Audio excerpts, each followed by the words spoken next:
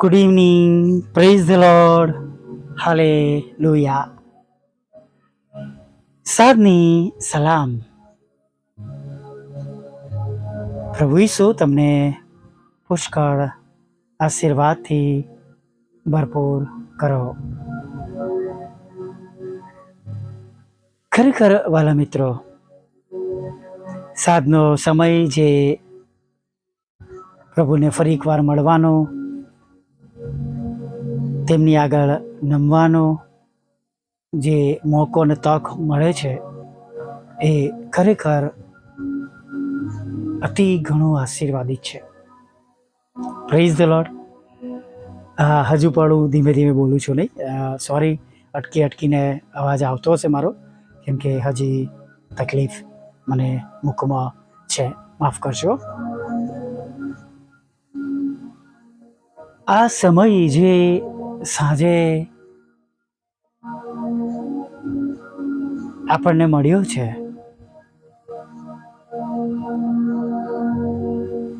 એ સમય આપણા હાથમાં ફ્રી છે, નહીં? મતલબ કે આપણે જેવી રીતના તેનો ઉપયોગ કરવો હોય એ રીતના કરી શકીએ છીએ. હા, એક નાનું બાળક હોય તો એના પર એના માતા પિતાનો અધિકાર છે. બેટા આમ કર, વાંચ, ચલો રમી લે, રમવા જઈને રમીને પાછો આય.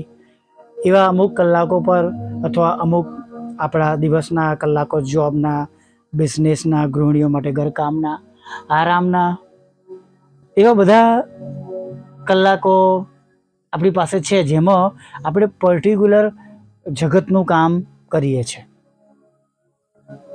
રાઈટ? એક્ઝેક્ટલી, જગતનું કામ કરીએ છીએ. આપણે એને આપણી જવાબદારી કહી શકીએ, અથવા આપણને એ બાબતો માટે નિમિત્ત કરવામાં આવે છે, રોકવામાં આવ્યા છે, અને જે તે બાબતોને આપણે એ પ્રમાણે એ સમયને ઉપયોગમાં લઈએ છીએ. પણ આપણી પાસે એવો પણ સમય તો આવે જ છે કે જે સમયને આપણે આપણી રીતે એનો ઉપયોગ કરી શકીએ છીએ. કોઈ ના નહીં કહી શકે, કેમ કે રીલ જોવાનો ટાઈમ હોય છે જ, મૂવીઝ જોવાનો ટાઈમ હોય છે જ, નેટફ્લિક્સ કે જીઓ સ્ટાર કે ઘણું બધું છે, નહીં? મને બહુ યાદ નહીં રહેતું, પણ સમય હોય છે. ગલ્લા પર જઈને સિગરેટ પીવાનો ટાઈમ હોય છે, કે બહાર ગપ્પા મારવાનો ટાઈમ હોય. It's a part of life. બધાના અલગ અલગ જીવનોમાં ઘણી બધી બાબતો હોય છે. આપણે કોઈનો ન્યાય કરતા નથી, કેમ કે આપણા મના પર ઘણા બધા વિશ્વાસીઓ એવા સમયોમાંથી પસાર થયા હશે, એટલે આપણે એને એ નકારી શકતા નથી કે આપણે એવી બાબતો કરી નથી. રાઈટ? પણ જે સમય છે એ સમય ચોક્કસ પ્રભુને માટે વાપરવાનો છે. પણ હવે હું તમને જે બાબત જે કહેવા માંગુ છું એ બહુ જુદી અને અલગ છે. જુદી અને અલગ છે. એ ઉપલી મેળીમાં પ્રભુએ શિષ્યોની સાથે ભેગા મળીને એ છેલ્લું ભોજન લીધું, નહીં? રોટલી આપી અને પ્યાલો આપી, અને પછી બધાને કહ્યું કે મારી યાદગીરીને અર્થે કરો, મારા આવતા સુધી કરો.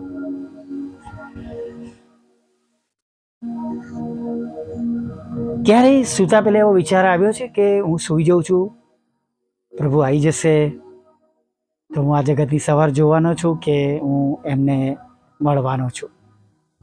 અથવા સૂતા પહેલા એવી પ્રાર્થના કરી છે કે પ્રભુ દિવસની ભૂલો માફ કરજો, કે મારાથી કંઈક થયું હોય અથવા કોઈક બાબતની માફી માગી ન હોય, અને હું સૂતો હોઉં એ દરમિયાન કે હું સૂતી હોય એ દરમિયાન રણશીંગડું વાગી જાય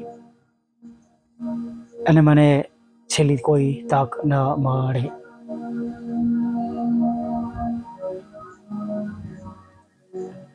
વિચારવા જેવી બાબત છે ને? આપણે જાગતા હોય ત્યાં સુધી તો આપણે સભાન છે, પણ ઊંઘ એટલે એક મરણ જેવું છે, નહીં? જાગીએ તો એ ઊંઘમાંથી ઊભા થયા કહેવાય. કે છે ને શાંતિથી સૂઈ જઈશ ને હું શાંતિથી ઊંઘી જઈશ નહીં, અને હું સવારે જાગીશ. પ્રભુમાં છે બધું. પણ જ્યારે વખત પૂરો થવાનો છે, એ સમય આવવાનો છે, ત્યારે જે પ્રભુ કહીને ગયા છે એ પ્રભુ પાછા પણ આવવાના છે, પાછા આવીને હિસાબ માંગવાના છે.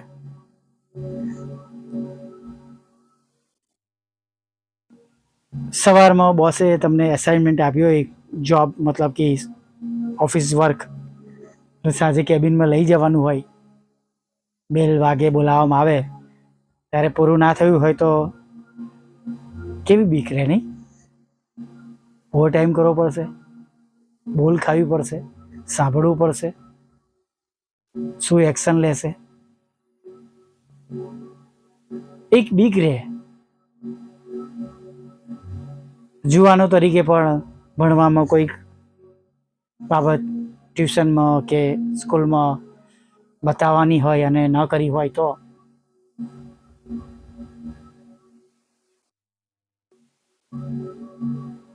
ભલા મિત્રો, એની બીક આપણે રાખીએ છીએ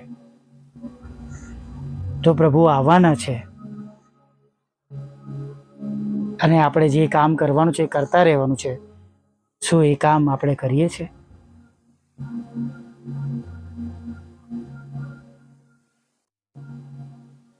વિચારવા જેવી બાબત છે ને નહીં? કે હજી પણ આપણે આપણા કામોમાં રચ્યા પચ્યા છે, આપણી પાસે વિચારવાનો ટાઈમ નથી. હજી આપણને આપણી પરિવારની જ ચિંતા છે, આપણને પોતાના ભવિષ્યની જ ચિંતા છે, મકાન બનાવવા વિશે, બાળકોના મેરેજ વિશે, કે પછી પેન્શન વિશે, કેમનું જીવન પસાર કરીશું તેના વિશે, એ ચિંતાઓ કે જે ચિંતા જીવનનો શ્વાસ પૂરો થતા હંમેશાના માટે અદૃશ્ય થઈ જવાની છે.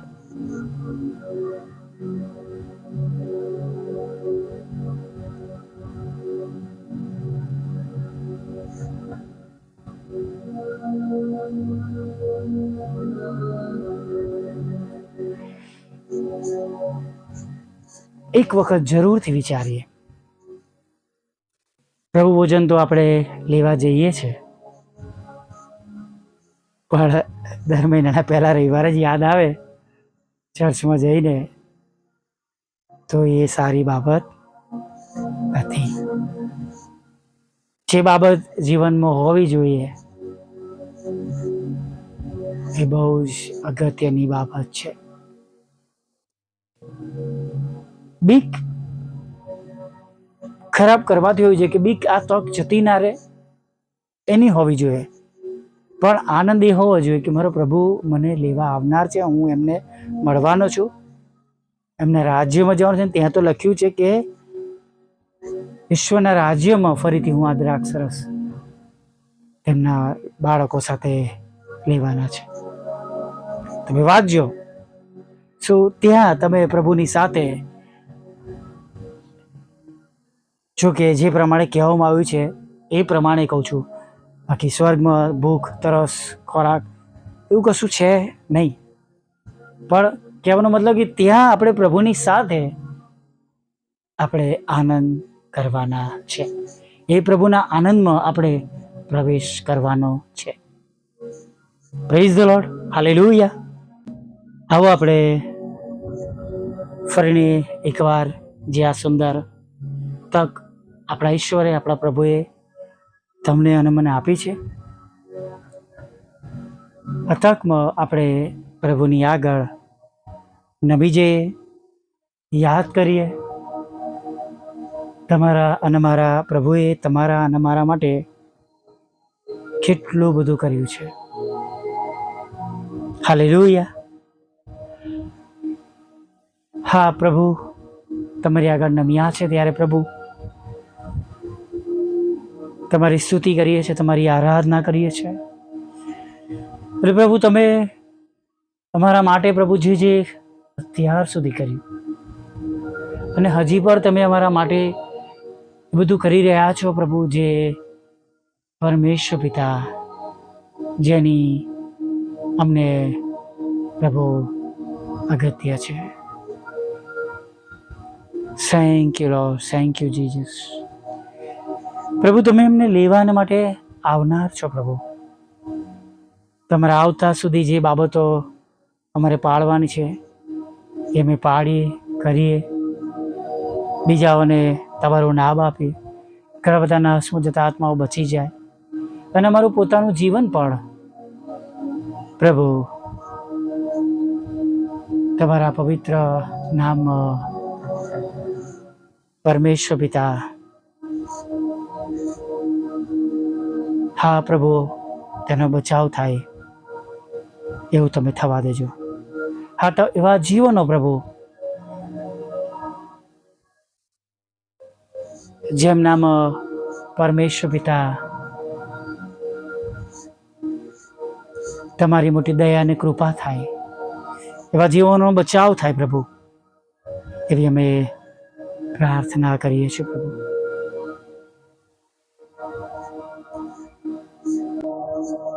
પ્રભુ આભાર માનીએ છીએ રોજે રોજ પ્રભુ તમે અલગ અલગ રીતે અમારી સાથે વાત કરો છો. જાણે પ્રભુ જેમ પ્રભુ એ ઝાડને માટે, છોડને માટે માળીને સમય માગ્યો કે શેઠ આ વર્ષ તેને રહેવા દે, એની આસપાસ ખોદું, ખાતર નાખું. અને પ્રભુ આ બધા ઓડિયોઝ દ્વારા પ્રભુ રોજે રોજ તમે અમને તમારામાં મજબૂત કરી રહ્યા છો, યાદ દેવડાવો છો, તમે આવવાના છો, અમે સદાને માટે અહીંયા નથી, તમારી પાસે આવવાનું છે, તારણ પામવાનું છે, ખરાબ બાબતો છોડવાની છે, વધારે શુદ્ધ થવાનું છે, વધારે પવિત્ર થવાનું છે. એના માટે અમે તમારો આભાર માનીએ છીએ પ્રભુ. અને પ્રભુ અમે ફળ આપનારા બનીએ, અને જે એવી બાબતો પ્રભુ તમારી દ્રષ્ટિમાં યોગ્ય નથી પ્રભુ, એ બાબતો હવે અમારામાં દૂર થાય, સભાન બનીએ અને તમારામાં વધારે સ્ટ્રોંગ થઈએ પ્રભુ, એવું તમે થવા દેજો પ્રભુ. પ્રાર્થના કરીએ છીએ ખાસ પ્રભુ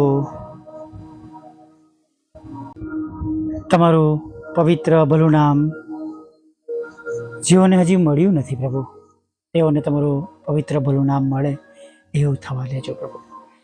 તમારાથી દૂર ચાલ્યા ગયા છે, પાછા તેઓ ફરે એના માટે તમે તેમને એવું હૃદય અને મન પૂરું પાડજો પ્રભુ.